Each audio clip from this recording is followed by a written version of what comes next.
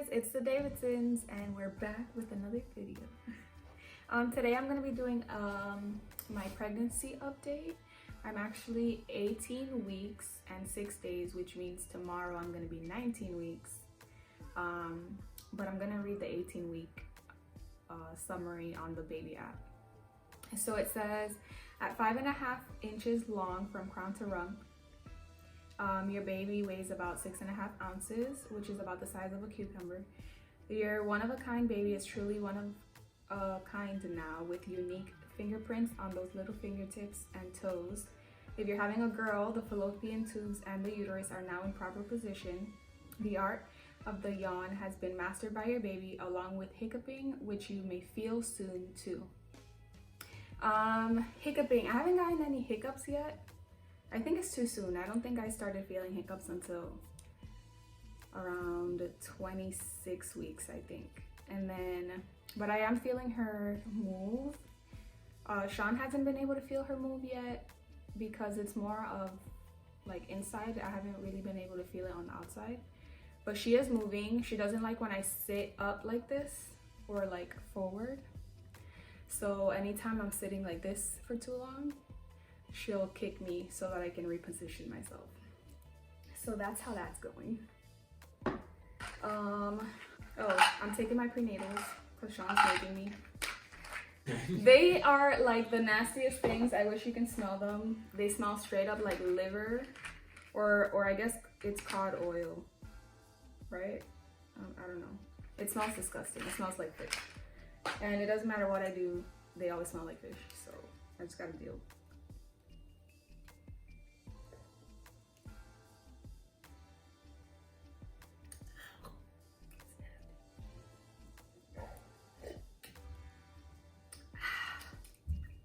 I'm drinking chamomile and peppermint tea. If you haven't done that combination, you really should because it tastes delicious. All right, so let's get started. Bruh, so Toby, you just gonna interrupt my video? You finish? Okay, thank you. You wanna sit with mama? Wanna read? No. Alright guys, so symptoms right now, I've been feeling so much better. I don't really have any symptoms anymore, I don't think so.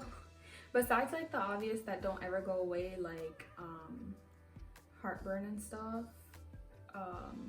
Yeah, I've been feeling really good. As I mentioned before, this pregnancy has been a lot easier than it was with Toby. At least, I don't know if it's because with Toby it was my first time, and you know, like when you go through something for the first time, it just feels like the world is ending because you've never felt anything before, any of those things before.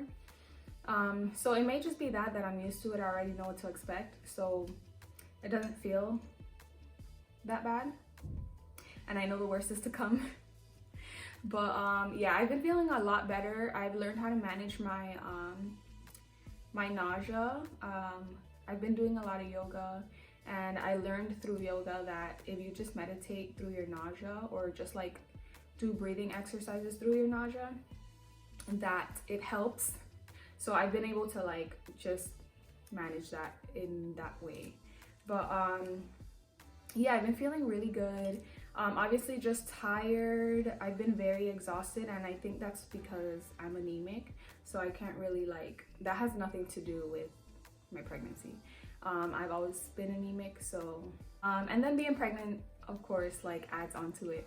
And then we have stairs in this house, so it's very hard walking up and down these stairs every single day.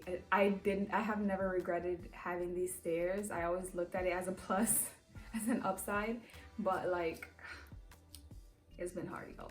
It really has been hard. Yeah, that's pretty much it. I've just been kind of exhausted and tired, but I try to sleep. I've been getting better sleep. I've been getting a lot better sleep now. I'm actually sleeping through most of the night. I'll get up maybe once or twice, 2 times max, to go pee, and I think that's because I've been going to sleep very late. So I try to, I'll have like, I'll go to the bathroom like at 11:30 to 12 to go pee, and then it helps because then I don't have to go pee again until like 4 in the morning. But yeah, so that's for symptoms. In terms of cravings, I'm still kind of in that, like, I'm not really craving anything. This week I was craving mangoes, and this is probably the first time that I'm like, mangoes, I want mangoes. And I actually went and bought a pack of frozen mangoes, and I've been making mango smoothies every morning. I even made one last night because I just really wanted it to taste so good. And Toby loves it and Sean loves it, so we're kind of like just all drinking mango smoothies. If you haven't had a mango smoothie, you should try it. I do make it very basic, like literally mangoes, water, ice, and sugar. Or if you like honey, you can add honey, but I don't like honey. We actually started putting together the nursery, which is like, it's gonna be a nursery slash Toby's toddler room. We are actually splitting Toby's room in half, and one side is gonna be the baby's and the other side is gonna be Toby's side. And we're gonna try to coordinate the colors, so we're gonna be getting rid of a lot of Toby's old decorations because it just doesn't go. They were very boyish. We weren't really considering keeping it gender neutral. And that's a tip, guys. If you're planning to have more than one child, maybe start by doing gender neutral colors from the beginning so that you don't have to get rid of everything when the next baby comes and you end up having the opposite sex. Just a thing to consider. It'll save you some bucks and a headache. Yeah, so we're splitting it in half. One side is gonna be, I almost said her name. One is gonna be her side and one is gonna be his side. And we already got the crib. We assembled the crib. We've gotten a lot of furniture and stuff that is gonna be going in that room. But we're kind of waiting a little bit longer to actually like decorate everything because one, I'm not even halfway through the pregnancy. But we did want to build the crib because we wanted to make sure that we weren't missing anything in terms of like assembly pieces and stuff. And I just love it. It matches perfectly with Toby's bed. Toby's bed is like a dark brown, and so we got her a dark brown crib. But we'll try to girl it up or like make it lighter, lighten up the room a little bit. Those will be the only dark pieces in their bedroom. What else? We've received a lot of gifts from our registry. Thank you guys. Thank you so much. I really wasn't expecting to receive so much, especially so early, because we did release our registry kind of early. Friends and family kept asking us if we had one, and since we're in the middle of quarantine, I just sat down and I did it. But also because of that reason, I wasn't really expecting anyone to send anything because a lot of people are out of work and it's just very hard times. So thank you 100 times, 1,000 times. Like, it's so amazing every time we like go to the mailbox and we get something, or they ring the doorbell and it's something for the baby. Names, since I already brought that up. Sean and I actually have picked a name. We're like 95% sure that we're gonna pick this name. I don't even want to say 95%, I want to say 100% because we've already started calling her by her name. The funny thing is that I had a name. We had already picked a name before this that we loved, and I was really dead set on it.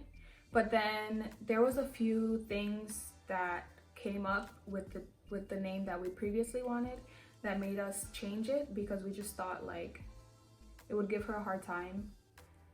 Maybe she wouldn't be able to handle it, or just live with the name, because it wasn't very, like, I don't know. Maybe I'll have Sean explain because I can't really explain this one. What's up, family? Okay, so I was talking to them about names. And the names. Telling them names? No. Oh, okay. I didn't tell them any names, but I told them that we chose a name, but it was kind of like a last minute. Well, not really, but how we were kind of set on the first one, and then we changed it because of certain reasons. Uh-huh. You want to explain those reasons? Because I was having a hard time explaining it. Like why we didn't go with that first name. The first name was not a name that's like an American name or Hispanic name. It's actually from a different culture.